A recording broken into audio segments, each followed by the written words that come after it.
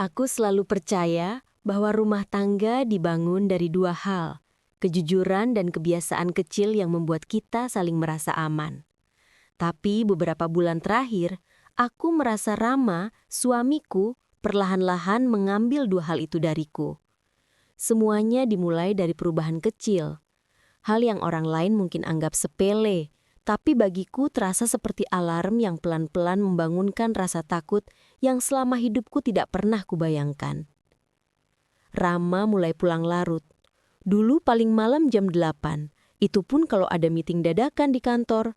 Sekarang jam 10 belum pulang pun rasanya sudah biasa. Ia selalu bilang lembur, tapi wajahnya tak pernah terlihat benar-benar seperti orang yang habis bekerja keras. Kadang saat masuk rumah, kemeja dan rambutnya terlalu rapi untuk orang yang menghabiskan waktu menatap layar komputer. Dan yang paling membuatku bingung adalah pandangannya. Ada sesuatu di matanya yang berubah. Seperti seseorang yang menyimpan banyak hal tapi tidak tahu cara menceritakannya. Yang membuatku semakin curiga adalah caranya menerima telepon. Jika dulu ia mengangkat telepon dengan santai di ruang tamu, sekarang ia selalu menjauh, entah ke dapur atau keluar rumah. Suaranya dipelankan dan ia selalu kembali dengan wajah yang tampak lebih gelisah dari sebelumnya. Aku berusaha menahan diri, mencoba berpikir positif. Mungkin kantornya sedang banyak proyek. Mungkin ia sedang ditekan atasan. Mungkin ia sedang punya beban yang ia sendiri belum siap ceritakan kepadaku. Aku tidak mau menjadi istri yang menuduh tanpa bukti. Tapi hatiku tetap saja gelisah. Malam itu, segalanya berubah. Dan aku tidak akan pernah lupa detik demi detiknya. Rama berdiri di depan cermin sambil merapikan rambutnya. Sudah jam 7 malam dan ia baru saja menerima telepon yang membuatnya terburu-buru. "Aku harus lembur lagi, Ras," katanya sambil mengambil kunci motor di meja. "Ada laporan yang harus selesai malam ini juga. Besok pagi mau dipresentasikan." Aku mengangguk. Meski sebenarnya dalam hati bertanya-tanya kenapa semua laporan yang harus diselesaikan mendadak selalu muncul di malam hari belakangan ini. "Sudah makan dulu?" tanyaku lembut. Mencoba tetap menjadi istri yang baik meski hatiku penuh tanda tanya. "Nanti saja, di kantor juga ada roti." Ia memakaikan jaket lalu berjalan menuju pintu. Sebelum keluar, ia menatapku sebentar. Ada sesuatu di matanya. Entah apa itu, campuran antara cemas dan bersalah. Atau mungkin aku terlalu sensitif. "Jangan tidur dulu ya, aku pulang gak akan lama," katanya kemudian. Aku tersenyum kecil. "Hati-hati." Pintu tertutup. Suara langkah kakinya menjauh di halaman. Setelah itu mesin motor menyala dan Rama pun pergi. Untuk beberapa menit aku hanya duduk di sofa, menatap pintu yang baru saja ditutup Rama. Ada suara kecil di hatiku yang berkata bahwa malam ini ada sesuatu yang salah. Sangat salah. Aku mengambil ponsel, berniat mengalihkan pikiran dengan menonton video atau membaca artikel, tapi entah mengapa, aku malah membuka kontak salah satu teman lama Rama yang kebetulan bekerja satu kantor dengannya. Kami tidak terlalu dekat, tapi cukup sering saling sapa saat berpapasan.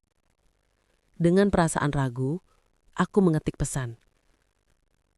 "Mas Fikri, mau tanya, di kantor malam ini ada lembur ya?"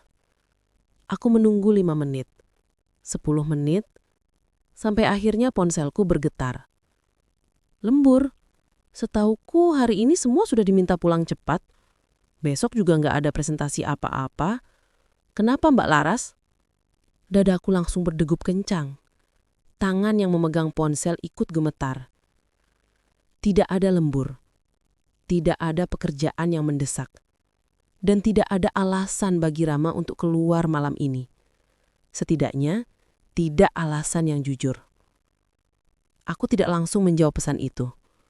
Kututup layar ponsel dan membiarkan tubuhku bersandar di sofa. Rasanya seperti baru saja ditampar oleh kenyataan yang selama ini kutolak. Air mata mulai mengambang di pelupuk mataku, tapi aku tahan. Menangis tidak akan memberiku jawaban. Yang kubutuhkan adalah kebenaran. Apapun bentuknya. 5 menit kemudian, aku mengambil keputusan yang bahkan tidak pernah kukira akan kulakukan sepanjang pernikahanku. Aku akan mengikutinya. Aku memakai jaket, membawa tas kecil, dan memesan ojek online. Aku tahu Rama menggunakan motor, jadi aku tidak bisa mengikuti dari belakang dengan kendaraan sendiri. Naik ojek lebih mudah, lebih aman, dan lebih sulit ketahuan. Saat keluar rumah, angin malam terasa lebih dingin dari biasanya.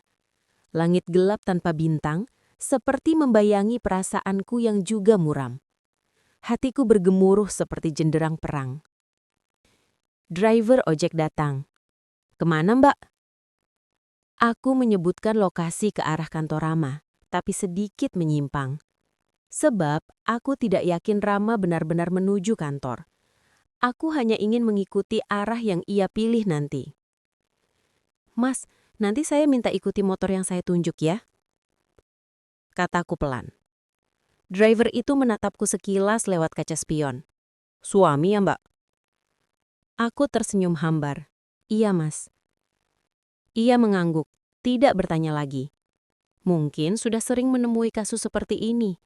Dunia memang tidak selalu berjalan seindah cerita. Beberapa menit kemudian, aku melihat Rama berbelok di ujung jalan. Driverku langsung menancap gas mengikuti dari jarak aman. Jujur saja, jantungku hampir copot setiap kali motor mendekat. Aku takut Rama melihatku. Takut ketahuan. Tapi lebih takut lagi pada apa yang akan kutemukan. Rama tidak menuju kantor. Ia malah menuju jalan sepi ke arah pinggiran kota. Aku semakin gelisah. Semakin jauh dari pusat kota, semakin sunyi jalanan, semakin mencekam suasananya. Setelah 15 menit perjalanan, Rama berhenti di depan rumah tua yang tampaknya sudah lama tidak dihuni. Halamannya penuh daun kering, cat temboknya mengelupas, dan lampu depan hanya menyala redup sekali. Aku menahan napas. Rama turun dari motor, memarkirnya, lalu melangkah masuk ke rumah itu tanpa mengetuk. Seolah rumah itu bukan tempat asing baginya. "Mas, berhenti di sini ya," kataku cepat. Aku turun dan membayar, lalu bersembunyi di balik pohon besar di seberang jalan. Dari sana, aku bisa memantau dengan jelas. Rumah itu sunyi, tapi dari jendela berdebu, aku mendengar suara samar. Entah suara wanita atau suara anak kecil, aku tidak yakin. Yang jelas, ada seseorang di dalam. Ku coba meredakan napas yang tidak beraturan. Kakiku dingin seperti es, tanganku berkeringat, dan tubuhku bergetar. Bukan karena cuaca, tapi karena rasa takut dan sakit hati yang bergantian menusukku. Apa yang Rama sembunyikan dariku? Setelah beberapa detik, aku memberanikan diri menyeberang jalan. Setiap langkah terasa berat. Aku mendekati rumah itu perlahan, memastikan tidak ada yang melihat. Sesampainya di depan pintu, aku merasakan sesuatu aneh. Pintu itu tidak terkunci. Ada suara pelan dari dalam. Seperti suara seseorang menenangkan anak kecil. Lalu suara kecil itu terdengar menangis. Hatiku terasa diremas. Suara anak. Tanganku gemetar saat menyentuh gagang pintu. Sejenak aku ragu, berpikir apakah aku siap melihat apapun yang ada di dalam. Tapi akhirnya aku menelan ludah, mengambil nafas panjang, dan mendorong pintu itu sedikit. Pintu berdecit pelan. Dan detik berikutnya, seluruh dunia seolah berhenti.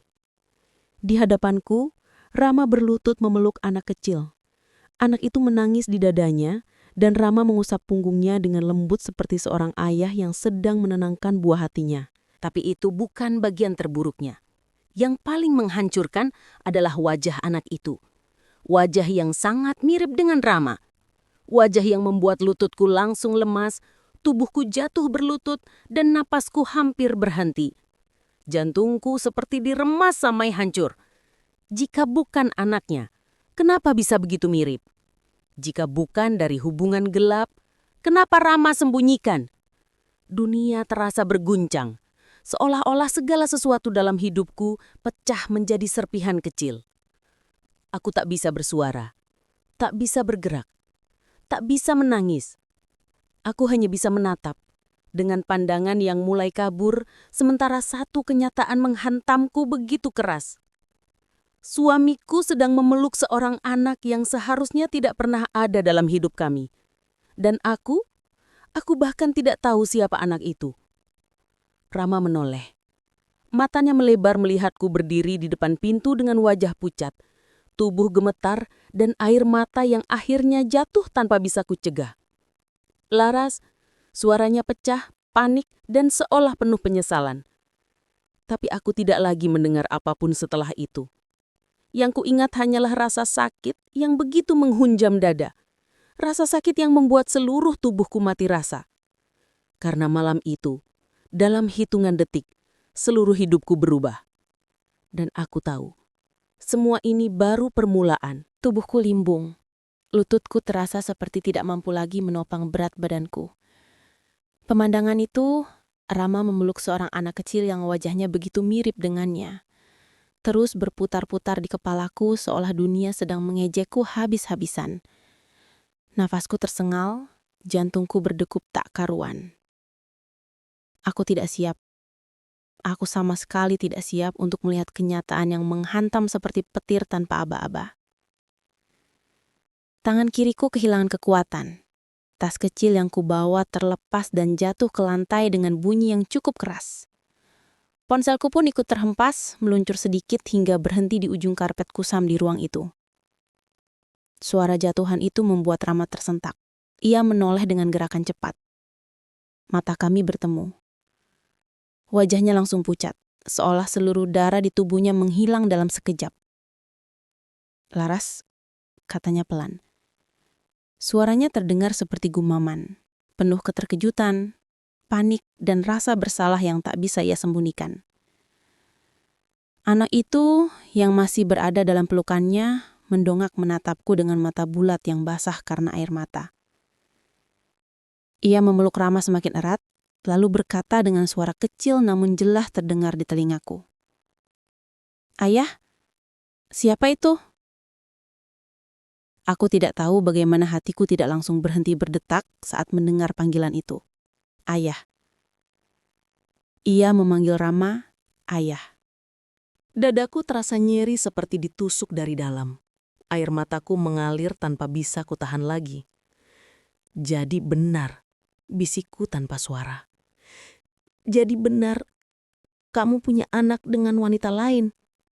Rama berdiri pelan, melepaskan pelukan anak itu dengan penuh hati-hati.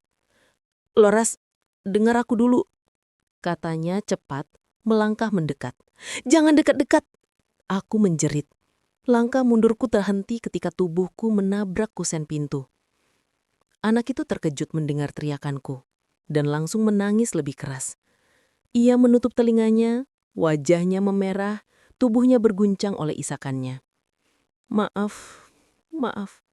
Rama menoleh ke anak itu, mencoba menenangkannya. "Jangan menangis, Nak. Ayah ada di sini." Hatiku semakin hancur. "Iya, ayah." Kata itu menempel kuat di kepalaku, menusuk berkali-kali. Aku memegang dadaku, mencoba bernapas. Namun rasanya udara hilang dari ruangan itu, membuatku tercekik oleh emosiku sendiri. Semua ini seperti mimpi buruk yang tiba-tiba nyata. Saat aku hendak berbalik untuk pergi, sebuah bayangan muncul dari kamar kecil di dalam rumah itu. Langkahnya pelan, tubuhnya seperti goyah, dan wajahnya tampak pucat seperti kertas. Seorang wanita muda dengan rambut berantakan, pipi cekung, dan mata yang redup. Tubuhnya kurus, seolah lama menahan sakit. Ia memegang sisi dinding untuk menjaga keseimbangannya. "Rama, anaknya kenapa menangis?" Katanya pelan, suaranya serak dan lemah. Darahku seperti berhenti mengalir. Wanita itu? Siapa lagi kalau bukan selingkuhan Rama? Jiwa dan ragaku retak sekaligus. Tangisku pecah. Jadi ini dia wanita itu. Wanita yang kamu sembunyikan dariku? Rama segera menghampiri wanita itu dengan ekspresi cemas, membantunya berdiri tegak. Dinda, kamu harus duduk dulu. Kamu belum kuat berdiri, katanya.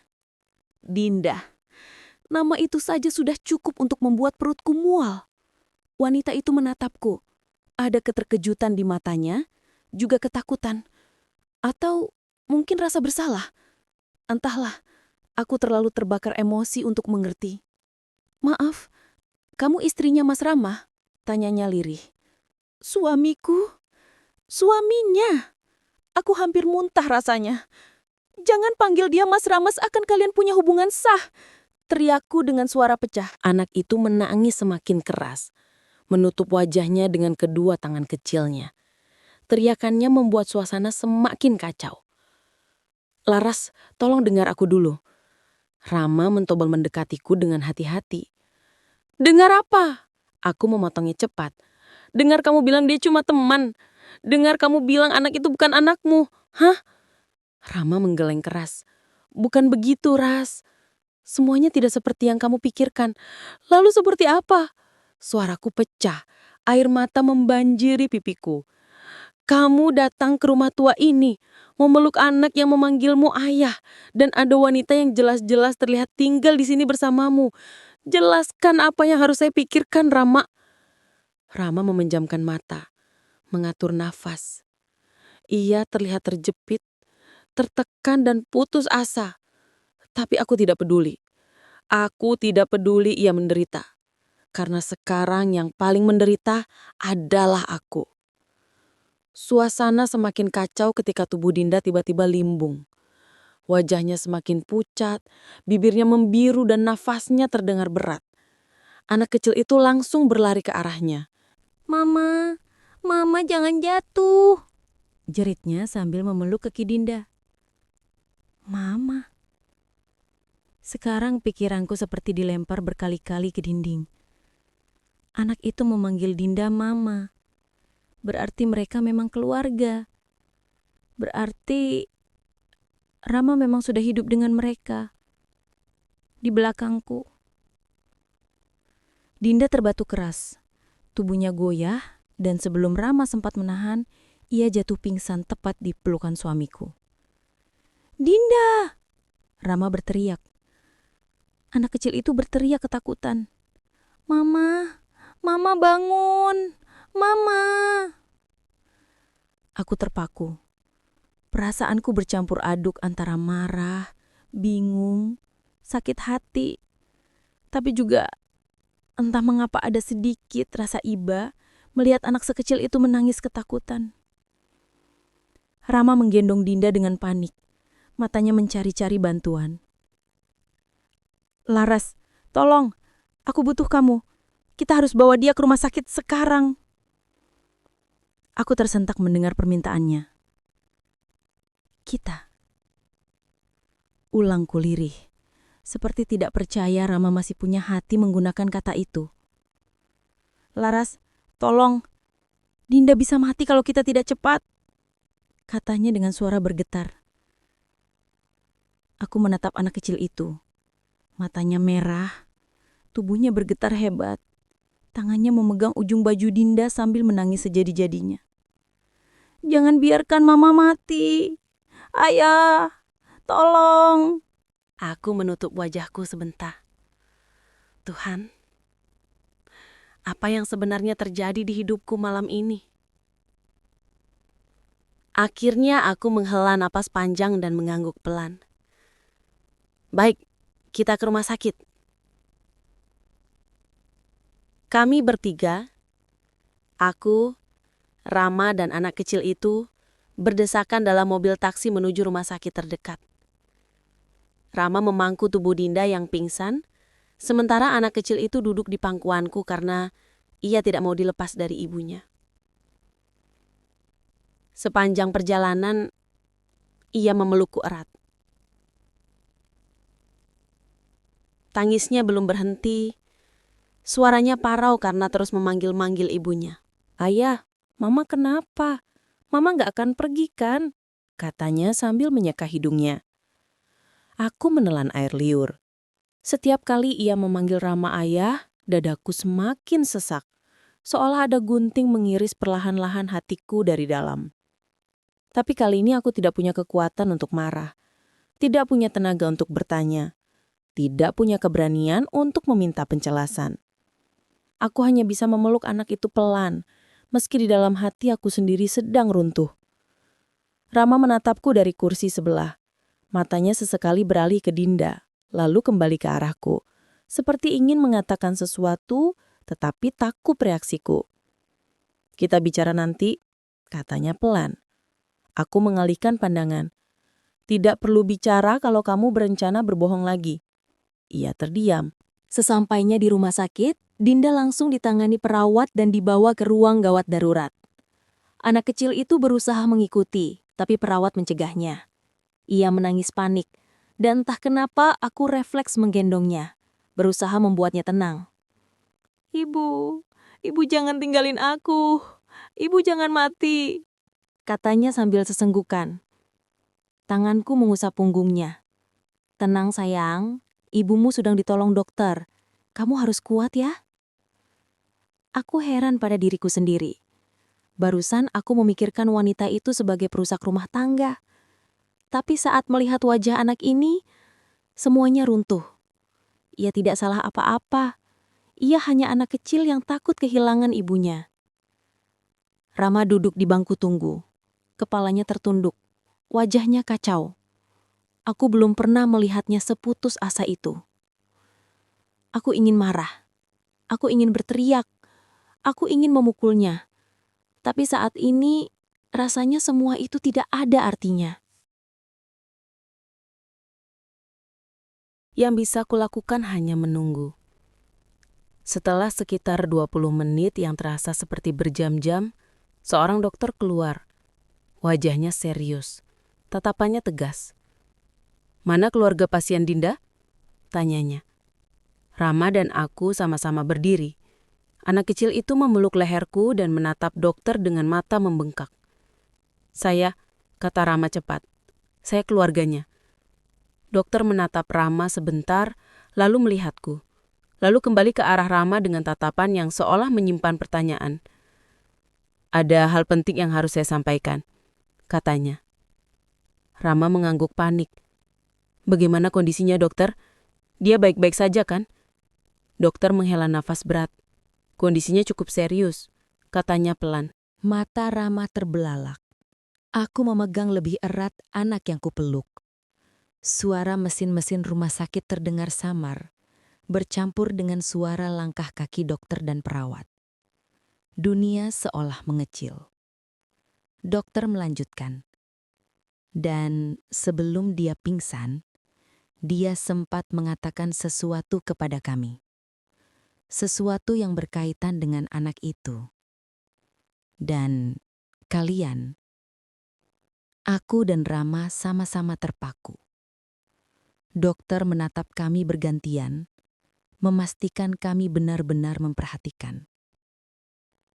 Ada rahasia besar yang berhubungan dengan identitas anak itu. Dan hubungan kalian bertiga. Jantungku berdetak keras. Rahasia besar? Tentang anak itu? Tentang mereka? Tentang kami?